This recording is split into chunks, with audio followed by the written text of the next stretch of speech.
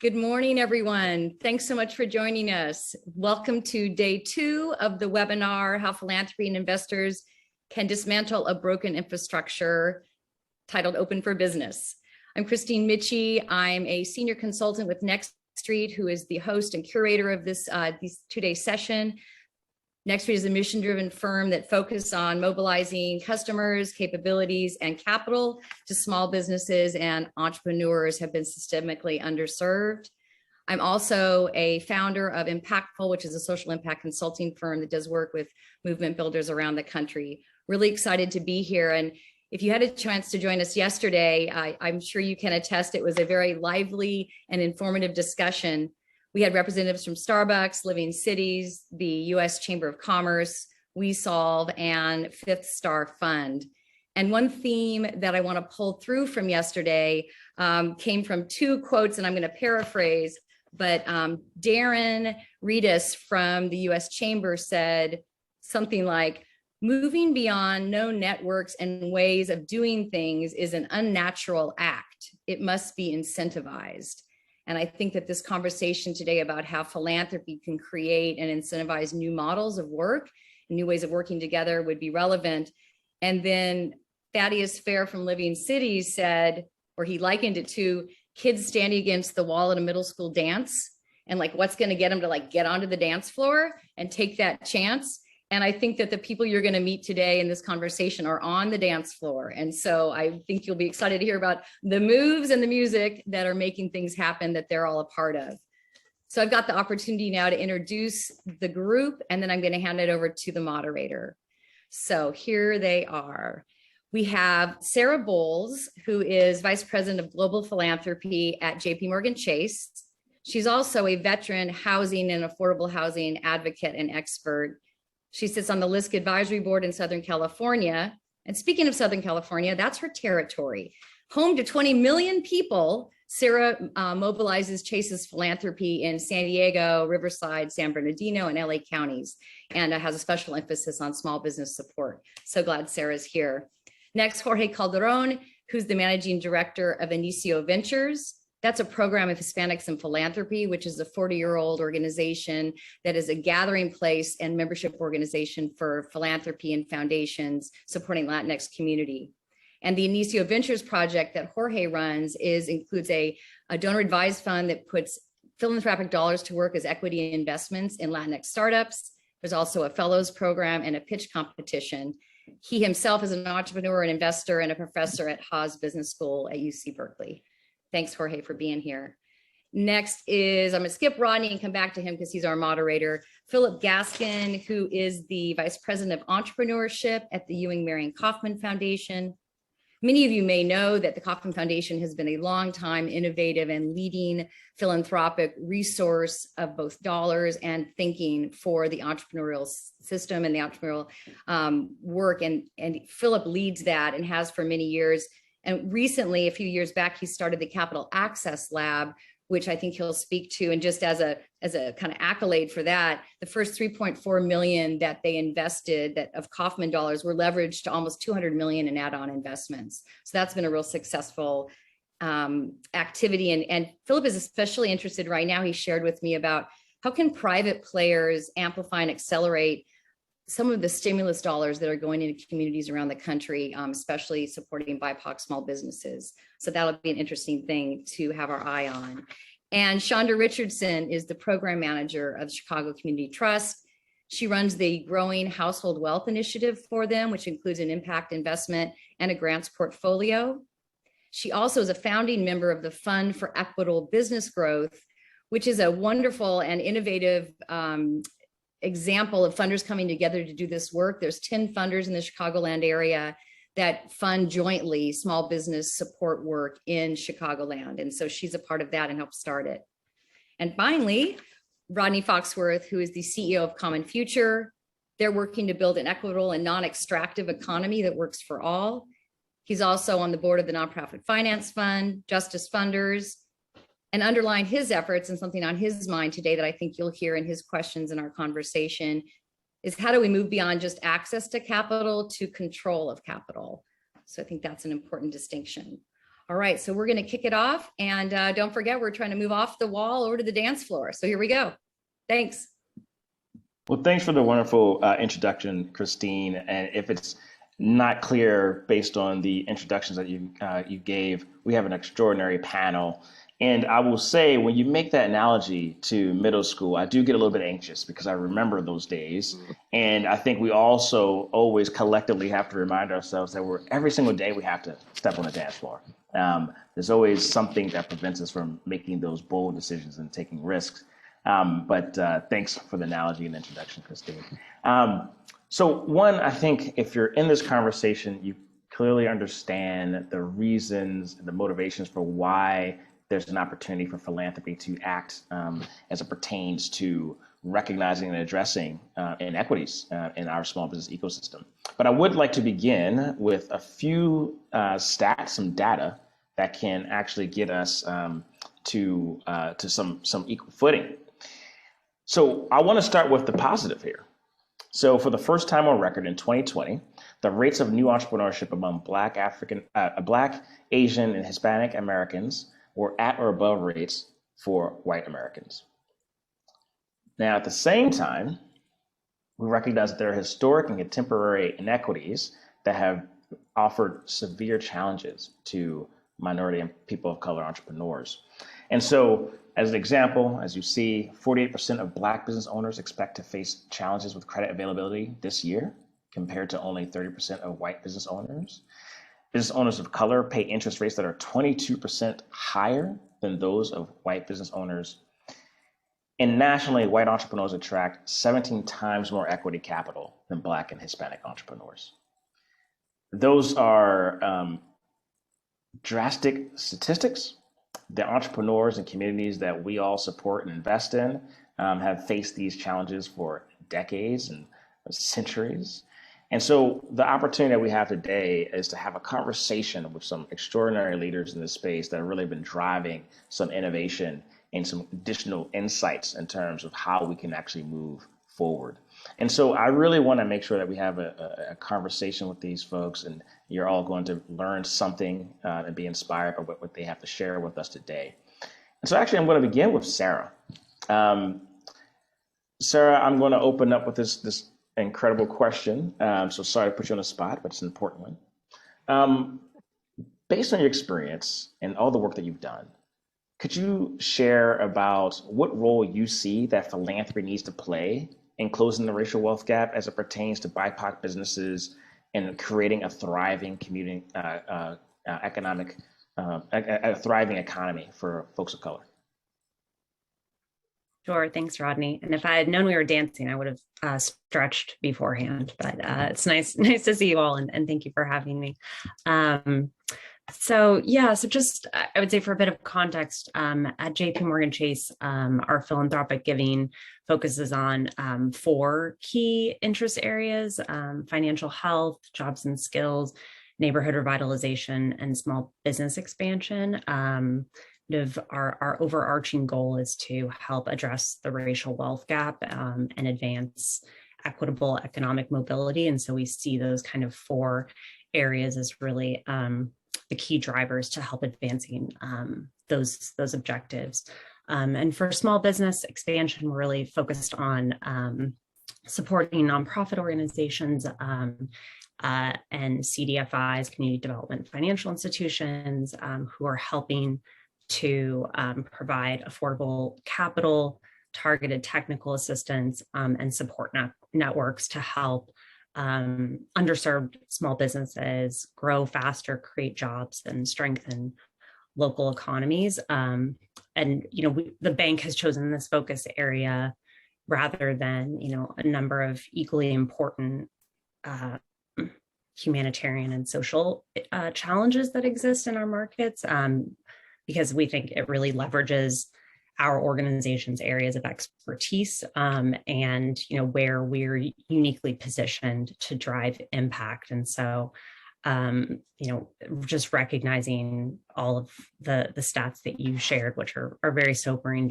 but the opportunity, right, that presents in terms of business ownership being a real meaningful and effective path to economic mobility, but recognizing the challenges that minority-owned, women-owned, veteran-owned businesses, that the kind of existing systems in place don't have the equal access to some of those key drivers of entrepreneurial success.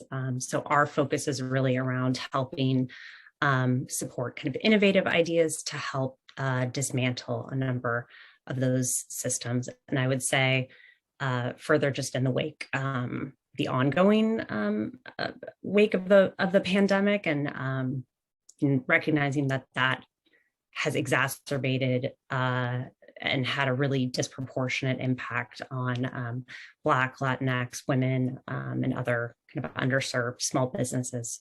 I think, now more than ever, it's a really opportune time for funders to kind of double down on the opportunities that small businesses present to helping, one, support the broader economy overall, but really helping to be that kind of lever to address the racial wealth gap in a really meaningful way. Thanks for that, Sarah. And you had mentioned the role that CDFIs and nonprofits play in the strategy for JPMC. I'm curious about your broader perspective on the role and importance of intermediaries in this work, and the type of value that you see them creating for JPMC, that they're creating for other donors and institutional foundations that want to participate in this space. Yeah, absolutely. I mean, I think so, when we're thinking about where to kind of direct our philanthropic dollars, it's really around supporting nonprofit organizations and programs that are, as I mentioned, improving access to capital, technical assistance, and helping kind of advance the development of entrepreneurial ecosystems to help small, diverse small businesses grow and just have better access to kind of the tools and resources that they need to grow and help create jobs in the local economy. So as part of this approach, we do certainly work with intermediaries. I think particularly, I focus on Los Angeles, which I think has a very, robust set of players, and I'm happy to talk about some of the success that we've seen using intermediaries in that market. But I think, in other markets that maybe are less developed, where we don't have staff on the ground, I think intermediaries have been really helpful as a way to help us extend our reach and have a greater impact with local communities that we wouldn't frankly be able to have just left to our own devices. So I think that partnership has been a really effective tool for helping us have impact and increasing scale across a number of different markets where we might not have the same, boots on the ground manpower.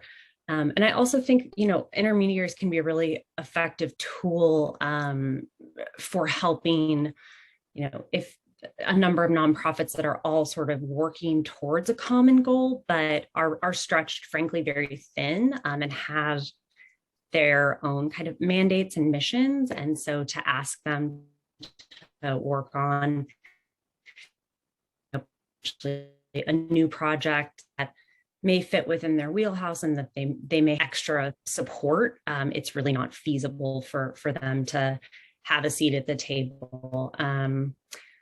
So I think having supporting intermediaries who can provide that kind of administrative support, be the quarterback, lighten the load for individual nonprofits, and really help move programs and projects forward, and be sort of that backbone project management support has been a really effective way that we've partnered with intermediaries in some of our markets. That's great. As Common Future has an extraordinary network of intermediaries in place, and you mentioned this, Sarah, in terms of having those boots on the ground and the proximity to the opportunity set and the challenges and markets and communities intermediaries really have great insights there. And to your point, they play such an extraordinary role and really do require investment as well, right? And funding and support. Philip, it's interesting because we go back a few different iterations, and you have so much perspective and experience as an entrepreneur, an investor, an ecosystem builder, a funder, and obviously in your work at Kaufman, you also get to peer into nationally and locally different ecosystems. And so I am really curious about when you look at the landscape, are there things that you're seeing missing in the approach and understanding that donors and funders have on how best to support small businesses and also startups? Because, with your background and your work at Kaufman, you're working with small businesses and startups as well. Thank you. And thank you for grounding us in those stats. And Sarah, thanks for coming in on that. Because the challenge is this is a team sport. It's a lot of intermediaries, non-intermediaries, and others to really solve this. But one other stat I'll actually start with. But I thought of when you had your slide up, there's 83% of entrepreneurs do not access traditional funding at the time of startup, whether that's debt capital, debt funding, or venture capital. 83% don't, because of a range of reasons. And those range of reasons, from my credit score is too low, that my idea is maybe not that popular, to a venture capitalist, to where I live geographically, to what my gender is, whatever it may be. And so how do we look at solving that? But to your point there, Rodney, I think it's the life cycle. I think so. It's not understood about small businesses and entrepreneurs. It is the life cycle of what is the support needed and the mindset needed, the support needed, the connected ecosystems needed from the time the potential entrepreneur has the idea to the time it becomes a reality. And right now, too many entrepreneurs are going through a maze of where do I find funding and who can I speak with and how do I get connected, and if I'm in rural America, how do I do this and how do I be seen? And the set and weight of things is too much for too many people. It works for now. I mentioned that 83%. Well, so you've got 17% that are doing just fine finding the funding, and you got 83% that are stuck in the middle of the two. And so I think that fundamentally is for folks to understand that from a systemic perspective, we hear about systems and systems change that the systems of how do I get financing, a system of how does my credit score rate, to the system of how do I get childcare, healthcare, other things as it relates to if I want to start a business and be successful, and all of those things are in play for people trying to start businesses, for small businesses that have already started. So that's sort of a fundamental look at the fundamental foundational things, the challenges that are there. And Philip, you had mentioned the distinct opportunities and the different types of funding that's required for entrepreneurs. Yeah. And so Kaufman, with your leadership, was able to develop the Capital Access Lab a few years ago. And could you talk a bit about what the Capital Access Lab is and why you decided to actually invest in that strategy? Yeah, and thanks to everyone that worked on it, certainly not just me. But it started with when we did our research. So in 2019, we issued the report, Access to Capital for Entrepreneurs, of which in October we just did a refresh, and you can find it on our website, Kaufman Capital Access Lab. Just do a search for that and you'll be able to see the updated report, the progress report on it. But that's where that stat of 83% came from. We said, okay, so how do we address it? Systems are broken.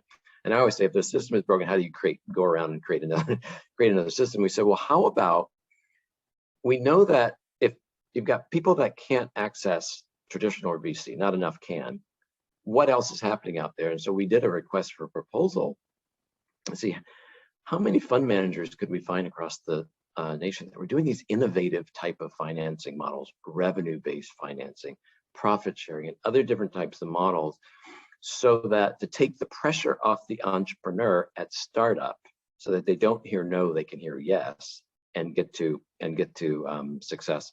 So thus we started with that. We chose 6 funds, and we took it was a $3 million grant that our board approved that we placed into a donor advised fund.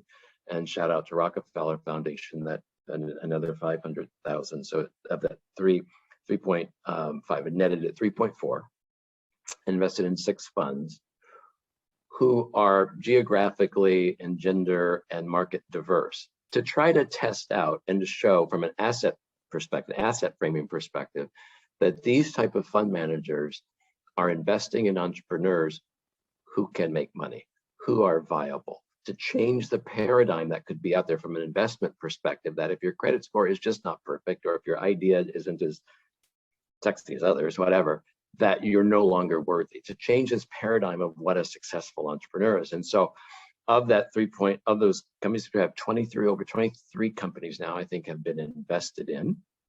Over 100 other funders have now come in to help either the companies or the entrepreneurs, to the tune of about 177 million now has been invested.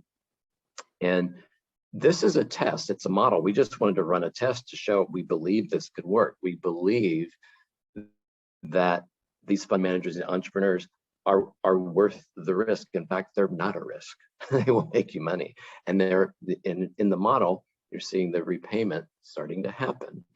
And so I said, it's an urging philanthropy to just try to think differently. Try to think, what are the systems? How can you engage and play in this differently? That's within your limits. But where can you stretch a little bit and think differently to be, as I say, part of the team in solving this the challenges that we've got out there? So hopefully that was helpful. Thanks for that, Philip. It was, in fact, and it was a really great example of the possibility for philanthropy to create pathways for innovation. I do want to acknowledge a comment that was presented in the chat, because that references the, as it says here, the elephant in the room in terms of how hard hit entrepreneurs of color were by the pandemic and government policies and actions over the past 2 years. And I want to acknowledge that and note that we'll certainly come back to that as a conversation with the panel. But do want to acknowledge that it's such an important comment. And so wanted to make sure the panel saw that as well. Jorge, I really would love to hear from you, because we've had some conversation or some insight in terms of the equal importance of small business and startups. The ecosystem, they're equally important. And at the same time, from a funder perspective, there are differences in strategy that are required. And so would love, given your background and the work that you're doing, to offer some perspective on what are some of those differences in approaches and strategies as it pertains to supporting more representative startup and small business ecosystems. Thank you, Roddy.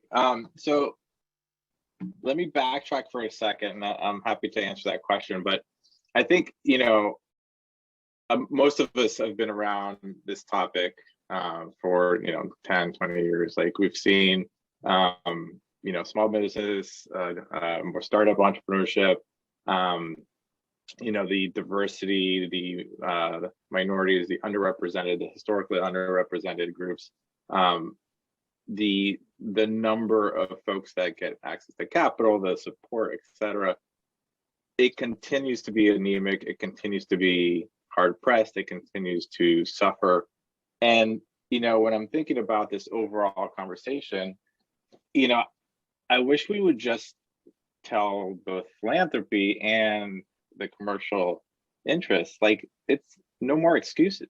I feel like we're done with it's not there yet. We're done with that there's not enough founders or not enough entrepreneurs ready. We're done with the fact that there's such a distrust and their implied risk around diversity or diverse founders, entrepreneurs, et cetera.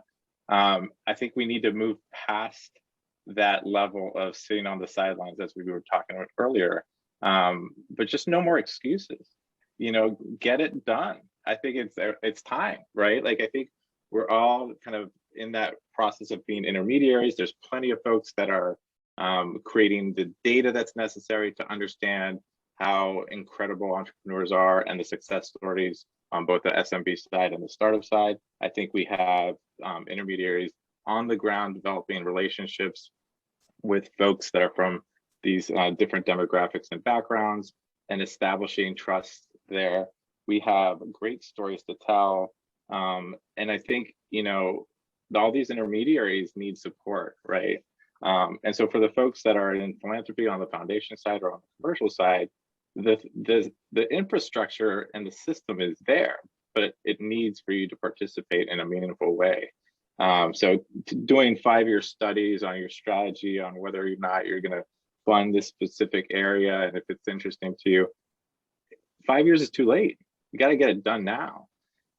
So generally speaking, I just want folks to the reason that, COVID or other market shocks are worse off or make diverse populations worse off is that it's hard to essentially support communities. And the system is too lazy to realize how much more they need to be doing. The distrust is easier when there's market shocks. There is not that build connectivity and bridging. So we need to do more in thinking about that, and we need to be more proactive. So that's just my general public service announcement. So I think, the question in spirit that you were originally asking me was, what might the different strategies look like for small business versus startup in terms of like, how do we both support and help historically underrepresented minorities? And so I'll give you kind of the lens more specific on the startup side, because that's the one that Inicio is really playing in. And for us, one of the big things that we recognize is that the venture pipelines in the traditional mainstream areas, the big areas of the world where I'm actually based, the Northeast, et cetera, there's going to be a good number of potential great folks that are from diverse backgrounds in those areas for us to invest and support. But we recognize that the majority of the folks that are compelling, interesting entrepreneurs on the startup side are going to be elsewhere in smaller markets, secondary markets, sectors that we're not typically looking as venture capital and impact investing. So it behooves all of us to start to look at all those different regions, support the ecosystems being developed in those areas, work on the ground with folks that really know those communities so that we can uncover and discover and then showcase the depth of talent that's out there. So I'm excited about, our particular role in that Inicio, especially focused on Latinx founders, is, going to all the different, the Midwest, the Southeast, places that don't typically get invested, to find and identify the great pipeline of folks that are out there. And I think when we do that, when other folks do that, there's plenty of other folks thinking about this as well. We're showcasing that pipeline. We should be talking about the data that we're developing around the success stories, so that again it lowers the distrust, it lowers the risk that people associate with investing in underrepresented minority founders. And so all of us need to continue to do more in terms of engagement, but also in developing the data that then reinforces why it's important for us to invest and to support those communities. Thanks for that, Jorge. I mean, you really brought in a pretty sweeping level of perspective in a pretty succinct way. Thanks for that. But I have another question for you. By the way, succinctness is never something anybody tells me. So thank you, Rod. I appreciate that. Thank you, my friend. Yeah, I'm curious about striking this balance between the metrics that are oftentimes put upon entrepreneurs around both social returns and financial returns, right? The return on investment in that way. And I personally don't believe they need to be an either or conversation, but it does intrigue me that oftentimes that women, entrepreneurs of color, et cetera, are really sort of asked to do more, which is occurs consistently. So I'm curious about how you think about striking that balance. Yeah, so let me decouple some of that. I definitely agree that underrepresented minorities and women are asked to do more, but also like there's a higher hurdle for them as well, right? And so, but I think that's distinct from asking startups to provide information that both helps in the diligence phase, but also helps in supporting that portfolio going forward. And I do think that there is a wide swath and a big spectrum of companies that are either considered, social endeavors, the social ventures that have a priority in the whatever that social impact is, plus the financial interest, versus financial only, which is more 100% and less interested in the impact piece. So I think personally that we should always be modeling as entrepreneurs our financials and impact if we're a social entrepreneur. If we're a social venture, those things should be hand in hand. Our impact model and financial model is something that we should know in the back of our hands, provide it to everybody. And then as we manage our organizations, those two tools are things to measure ourselves by and what goals we have and how are we meeting those goals. So I think for social entrepreneurs, independent of background, they need to be doing that. People are investing in them, they need that data to reflect, what they're purchasing in terms of impact. And then folks who care about the financial piece specifically obviously need the financial piece of that. Now, that being said, if it's a more of a traditional non-social company, I don't think you have to necessarily model an impact that you're not necessarily that interested in, to be frankly. But I would say that every single company, and something that we're trying to reinforce, every single company should have a diversity inclusion model of talent. So that talent model from day one includes what are you going to do to continue to have a diverse population of talent, and then over time what does that look like, and then measure to those actuals. If you don't measure it, then you're not going to actually try and do it. So if that's impact, fine, but to me that's just should be a traditional everybody do in terms of like startups to have that diversity model in their talent pool. Thanks, Ray. Chandra, you're in such an interesting position in your role at the trust, and one of the things that I think it's really important, it's actually been some of the comments in the chat kind of allude to this, but there's an opportunity for philanthropy to both partner and challenge corporate and government. And I'm curious about just what role you've seen philanthropy play in, and sort of what your ambitions might be and how you sort of navigate both the partnership and challenging of corporate and government entities. Sure. Well, first and foremost, thank you so much to the Next Street team and everyone who has put this space together for us to have this really dynamic conversation. And thank you to the audience for sending these really provocative questions, but they are very, very important. The Trust's mission as a community-based foundation is to make sure that every resident in Chicago, regardless of race and economic status, is having an equitable, an equitable experience living in the city and in the market within Chicago. And so for us, what that means in terms of small business development and supporting entrepreneurs of color is that we have to be hyper-focused on closing that racial wealth gap and hyper-focused on building assets, right, as a way towards wealth. And so, as you mentioned earlier, and I will certainly get to your question, but the Trust actually has a cadre of different strategies that are doing just that in concert with one another. I just want to make clear that the growing household wealth strategy is one of actually 4. And I would say 2 really do rise to the top at the foundation in terms of focusing on capital and wealth building and at that individual household level, as well as a community-based level. The other strategy would be called catalyzing neighborhood investment.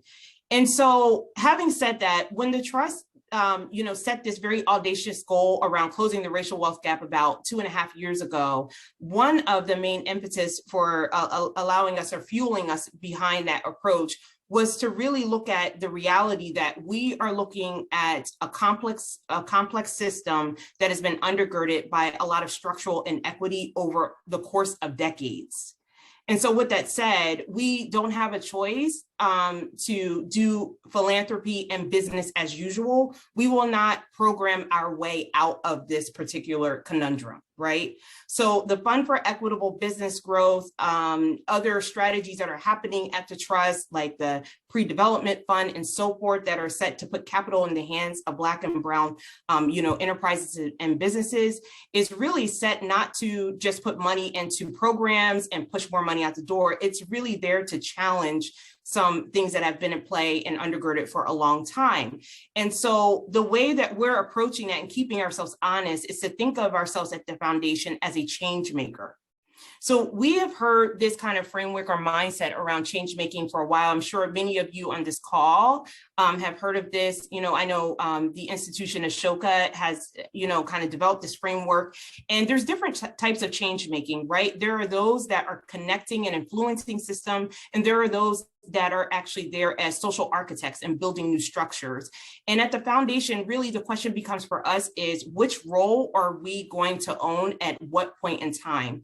Something that Philip said that I think is worth repeating is Philip was talking about businesses and entrepreneurs, it's really taking notice as where is that business at what point in time of their stage in their growth and in the sector that they're in, right? And so the way that we have actually put together the Fund for Equitable Business Growth and many other particular efforts is to do just that, is to pay attention to the stage of the entrepreneur, what type of capital they need, and what type of role they need us to ascertain at what point in time. Sometimes that will call for the foundation to step in as nothing more than a grant maker. And what I mean by that is to continue to put money in the hands of stakeholders and really well thought out and really well managed nonprofits throughout the Chicago market that know what they're doing and that have the interest of the entrepreneur at center, and to make sure that they have the dollars to do just that work. But sometimes it will actually call for us to do something that's a little bit bolder than that, and to come alongside the organization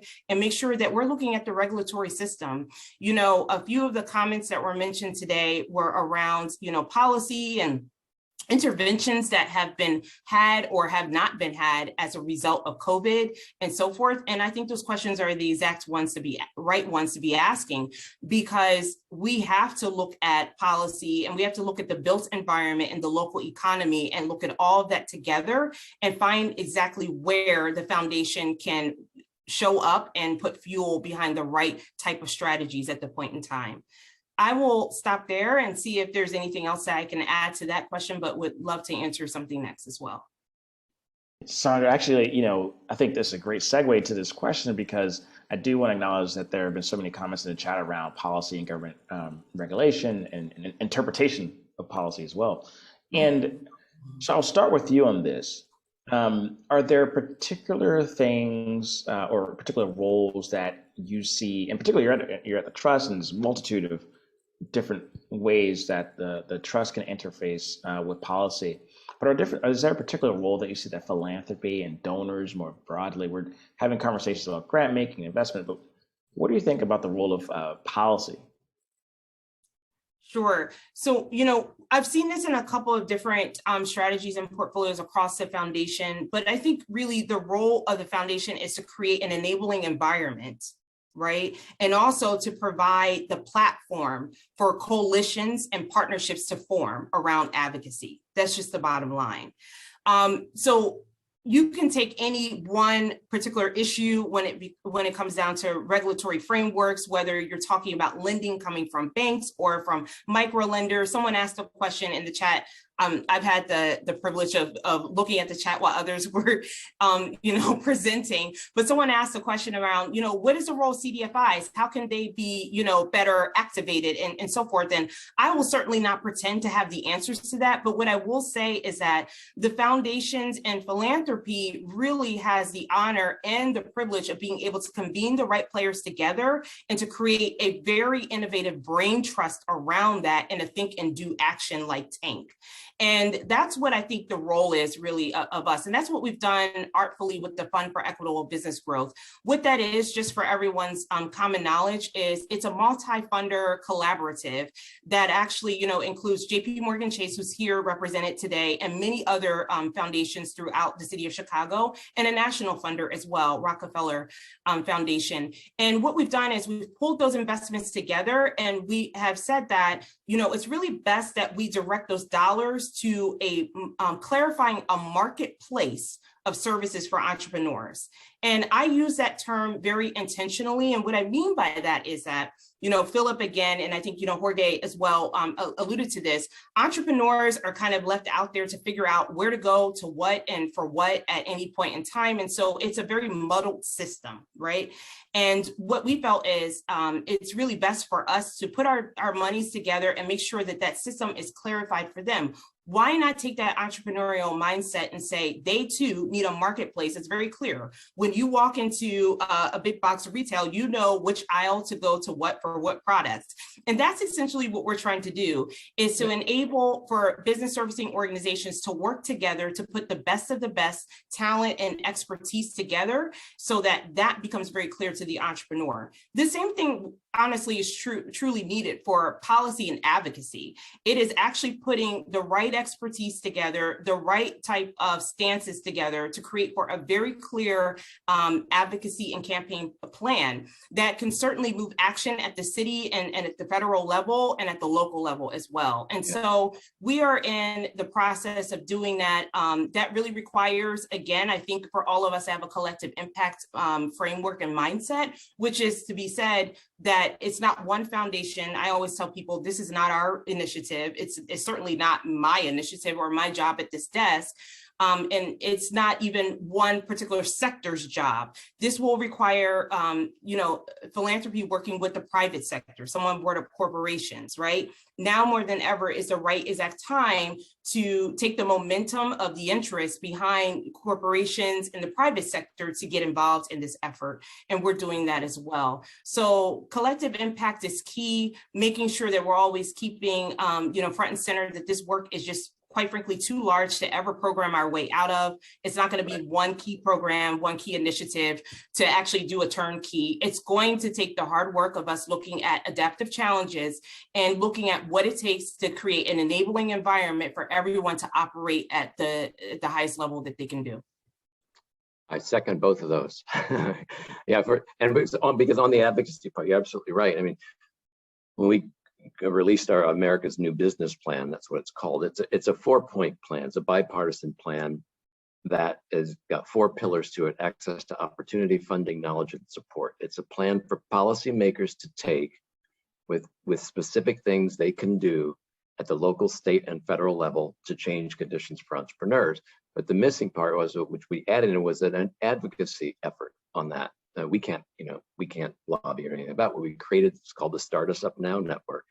So over 200 entrepreneur support organizations are now engaged in advocacy around America's New Business Plan, and over 500 policy proposals have now been presented to policymakers. It's about a grassroots, the former community organizer coming out at me around here, but it's great, it pushes grassroots. You've got to do that. And so again, it's like, how does philanthropy play a little differently in thinking, okay, what can you create that's different?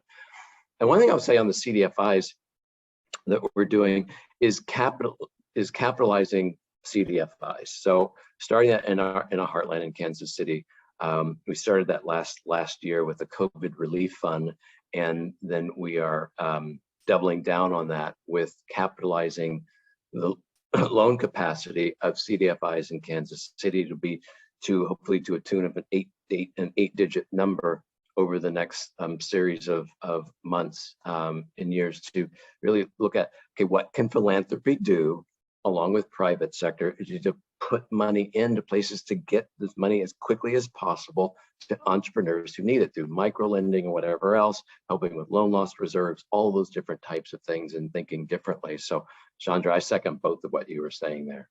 And the comments in the chat. Thanks everyone, it's really good.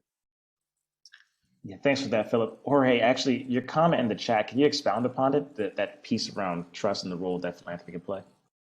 Yeah, so I think, I mean, some of the comments on the side have been, how do we get or inspire more of the private sector to participate in this work, and then, really kind of getting down to the different ecosystems that support this work. And so in my mind, a lot of times the private sector is limited in their perspective here because they have a type of risk view on all of this. And I think they sit on the sidelines in many ways because it may not map or directly map to their day-to-day interests, but also they have a high, they have an intolerance of risk. And so philanthropy in itself can create and lower those barriers of risk by disseminating more of the information, data, creating empathy, telling stories, etc. And there's plenty of folks in the system that are doing that type of work. And so philanthropy can play a huge part in helping the private sector get involved by de-risking and by supporting all of those, what I would call, trust bridges, right? Like support the ways that we talk about it and think about it so that more people can get comfortable with investing, comfortable with creating the right type of products, comfortable with, specific programming around this from the private sector. Thanks, Jorge. Christine, at the beginning of the opening up the conversation, had mentioned this piece that I've spoken a bit about, moving from access to capital to control of capital. And oftentimes I find that within this even dialogue, the importance we discuss about intermediaries and other institutions that are proximate to entrepreneurs, oftentimes they don't actually have control of the capital. Mm-hmm. There's been a lot of negotiation with the capital providers. And so I offer this as one example because one of the things that my organization has been able to do over the last couple of years is be able to have some capital that we can deploy under our own discretion. And that has enabled us to do some interesting things. I know one of the comments in the chat was, how do you take risks? How do you be bold? And I do think having control of capital actually enables some of that to happen. And I'm curious from Sarah, Jorge, Philip, Sandra, your perspectives on that. In particular, how can we better capitalize institutions in such ways where they actually have real control over capital deployment? Those that are really proximate to these entrepreneurs and small businesses, where they're not consistently negotiating the terms with the capital providers. Well, I'd love to jump ahead first with some broad philosophical views, and then I'm sure that some of my colleagues today on this panel have the technical, more hard solutions that they'll answer. But one of the things I think it starts with, again, is cultivating. I love how you said, Jorge, trust bridges. Cultivating that trust and that relationship first and foremost, that cannot be underestimated, And so one of the ways that we begin to do that at the foundation is, our senior policy director and actually our general counsel, they have really been key with our executive leadership around hosting these conversations with our trustee banks. So these are the banks that, are currently, connected to the foundation by the way of the trust. And, having those conversations on an ongoing basis, checking in on strategies, the commitments that the banks have made, and really understanding the regulatory world that these lenders sit in, as well as what that means for micro lenders. I think that, over the past year or so, we've seen a lot of, our banking institutions, obviously JP Morgan, really stretch themselves to make multi-million-dollar commitments, and in some cases, billion-dollar commitments, right, to helping to address these really deeply embedded structural inequalities. But the truth of the matter is, again, none of those particular entities can do that alone. And so it's going to take continual and intentional, relationship building and actually getting in the sandbox and building out innovative solutions and challenging one another to get to something that's different and pushes against the default. So I think that's the philosophical answer to this. There are other hard and technical solutions that I think the colleagues here have already mentioned, and I'll turn it over to them. De-risking, innovative ways to do that. When is a loan loss reserve actually something that we should be talking about? When should we be setting up, micro equity like or debt like products, right? It may not be actually typical or conventional impact or investment like vehicles set up for entrepreneurs. It may have some nuances to it, but when and how do we actually get to those type of solutions? And those are things that we're constantly exploring. And last but least, what I'll say on our end is, again, it's clarifying what the ecosystem needs at any point, in time, because you can throw out all the solutions, but the question becomes, when do we need any one of those avenues at what point in time? So thank you. On and over. I might just want to pick up on that. And I did notice a comment in the chat too that I think relates to just some points I wanted to cover. Recognizing that, I do sit, within a corporate foundation at a financial institution that, I think we can all agree that financial institutions have certainly perpetuated systemic racism and a number of the ongoing challenges that continue to confront our society.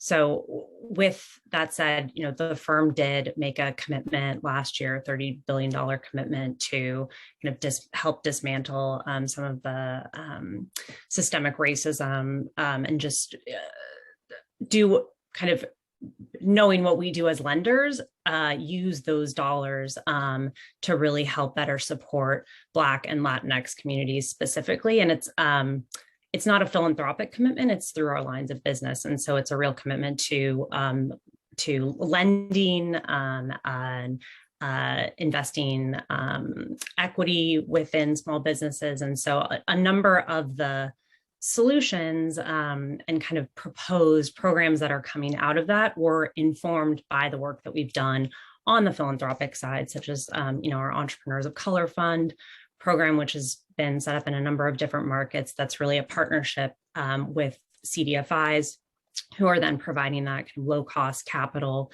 and taking some of those lessons learned about, how internally can we reassess our credit box for business banking and where are there opportunities for us to stretch on the business side of things? How can we increase, our spend with diverse suppliers?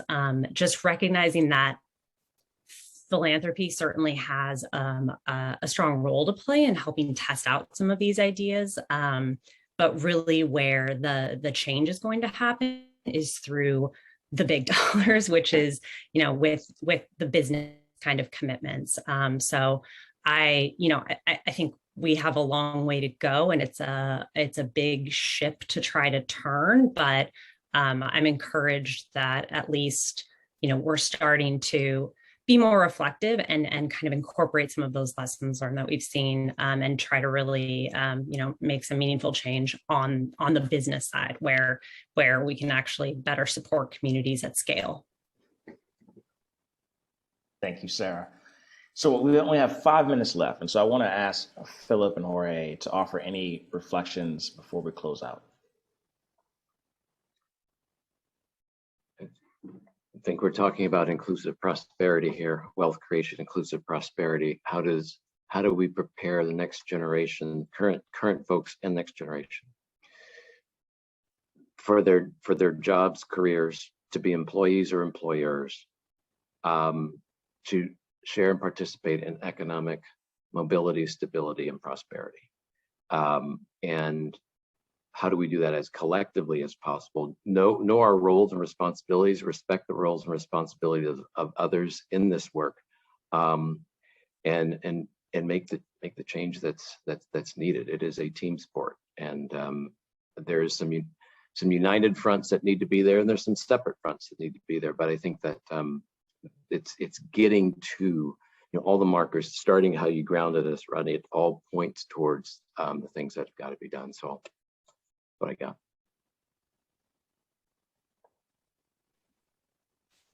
got. Sure, I'll add my 2 cents. So it's all about people.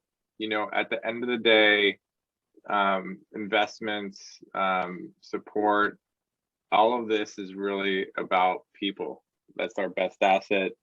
That's what's going to create and drive everything. And so when we think about how we invest and how we support, I'd like, folks that are on the financial side to rethink the investments they're making and think about it more as a recruiting process. And when you think about recruiting great people and great talent, no longer just go by just traditional pedigree, but look at the life experiences, look at their domain expertise based on their own lives.